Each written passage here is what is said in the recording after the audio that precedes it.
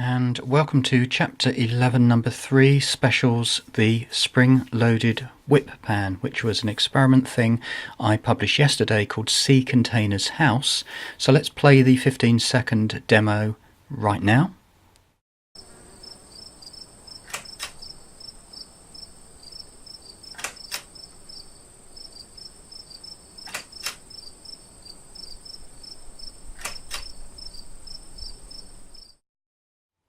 So there we go. What we saw was the 4 rotations with some crickets and a latch audio thing that I added in. So let's get cracking on how that came about. So what you see on screen right now are a couple of screens, of course, from the fictitious virtual webcam, shall we say, and what we did there to get through to the background of it. When I say what we did, I'm talking about me and these computers, nobody else.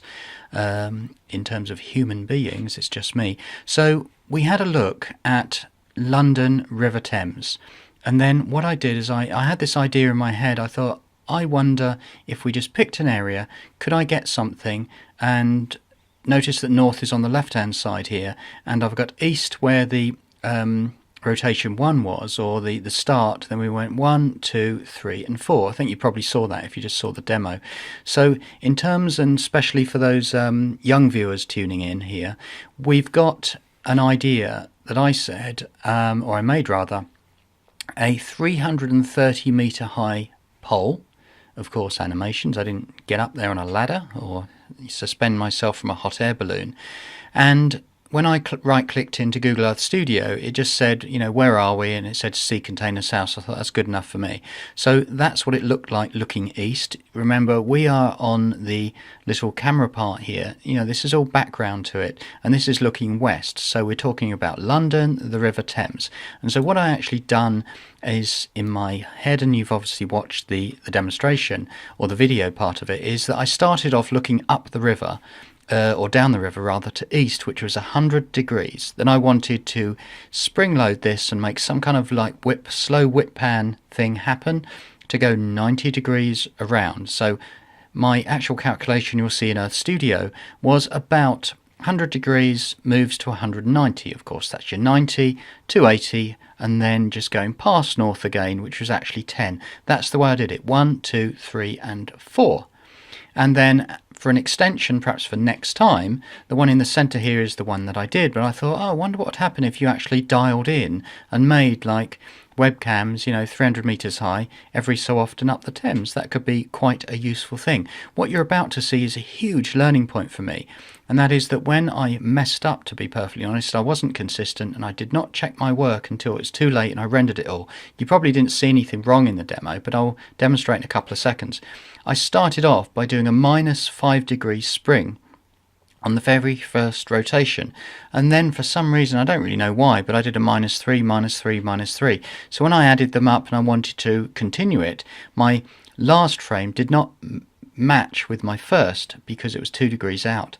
Let's have a look at that, shall we, straight away. So what we need to do is I'm just going to go straight over to the actual how we actually made that, and I think for the purpose of this I'm going to go on and make it full screen. So what we find is this. I'm just going to turn that off. So learning points and how we did it. First thing is we picked an area and longitude, latitude, and the height of 330 meters, and it never changed. It never changed because we were rotating around that particular point. So if I zoom out here a little bit on my top camera, you can see that as we go through, the camera starts rotating, or it does rotate around that point. So I'm going to turn off, just for screen space, camera position, because we don't change it. Tilt, I've chosen a 63.9 and it never changes. So I'm going to refer quite a lot to the value graph which you see and also to the speed graph, and they are straight lines because nothing really happens here in this example to do with tilt. The field of view I've chosen as a 60 degree and I didn't need to change it. This exercise, if you like, in this training is all about the panning. So what we see here, just going back to the regular, is that I'm just going to pull in and make this a zoom so you can see exactly what's going on. So what happens is that we can move from frame 0 up to frame, I think it's about 29 or 30. There we are. Now what I'm going to do is I'm going to bring that right in so you can see what is actually going on. And we're going to have like a little reverse spring which it moves, and then it pings to the right hand side. Now when you're looking at the regular timeline with regular attributes, all they appear is straight lines. So what I'll do is I'll go over, and what you need to do is just click where it says pan, and then you'll get to see something that's actually quite nice looking, and that's where we can do a lot of controlling. So in other words, the whole animation looks like this. So what happens is you go along to about, I said about 1 second, so it's about 30 frames, and I'm going to minus 5 degrees and then ping it, literally to spring it in one motion to go to right. You'll notice of the second rotation, and I was going to say stupidly, but hey, that's real life, and that's why, you know, the teacher in me is making these. I go to frame, let's have a look at this, frame 90, and I go 1, 2, 3, 3 frames and also 3 degrees, and I pull that back. Let me just show you what I mean. If I pull it back, left, ping, to the right, and I've chosen quite a, I thought to myself, if I'm going to spring load this and I'm going to pull it back on itself and let the spring go forward, how would the motion end up? And I would say it's almost like a fluid thing where I've got the energy to start with, and then I like grind to a halt. Then after the halt, in other words the webcam is static, I ping it again or unlatch it and it springs through. Now at the moment you are looking at the yeah, that was the speed graph. This is how fast it goes.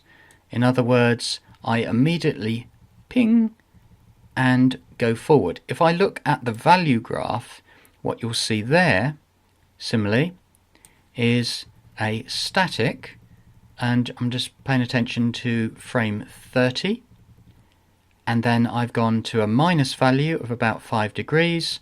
I've got my curve here going through and flat, and that's how it actually repeats itself, and it looks like that. So what else can we learn about this exercise? I can make this file available. I'm going to say if you ask for it. I've given the file to one person who watches this channel already, and I hope they are actually making some, you know, good use and a good demonstration out of this. What can we learn from it? That is the speed, that is the value, and if we turn all of those off, we actually get these frames here. Now the only other thing that I would actually say, and you'll notice this, is that there is a linear movement.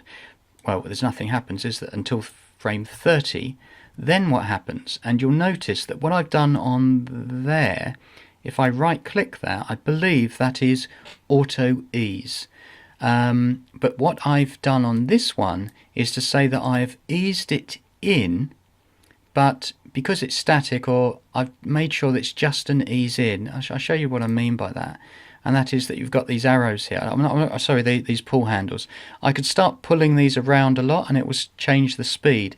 You may think that I'm going too slow, you might think that it's not fast enough, you might want to change it, and that's why you can have a play around with this file or make it yourself. Now as an extension, going through without taking up too much time, because I'm here for quite a few minutes, I would say that if I go back to the regular, and this is an extension, bear in mind we're learning Google Earth Studio, so therefore if we wanted to add an attribute of the time of day, then suddenly everything changes. When I say everything changes, you've got, no, let me just turn that, I'll tell you what I'll do, is I'll finish up here.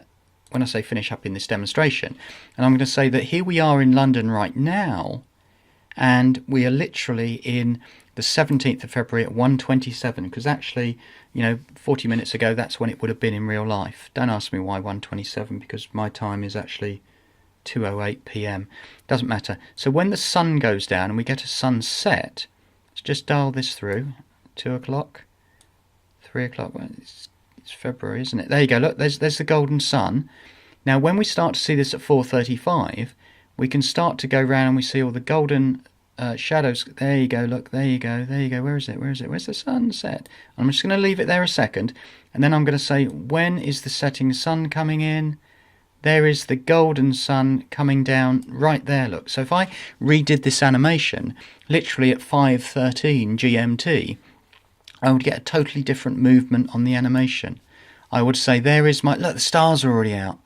And this is an extension where we could add the time of the day and things to get quite exciting with this quite simplistic version of a very slow whip pan. There we see the sea, there we see the sea, the sun. It's not the sea at all. Why did I say that? We can see the sea, we can see the sun, and there it is at night time. I've gone over too much. I'm going to turn this off and finish. Where is it? This gets quite exciting, I think. That was the natural, wasn't it, to learn. So let's go back, let's finish here and say in the next one we will look at a different technique. This was what a simplistic spring-loaded whip pan thing that I made. So have a lovely Sunday, and I'll see you in the next instalment of Learn Google Earth Studio with Mike Downs.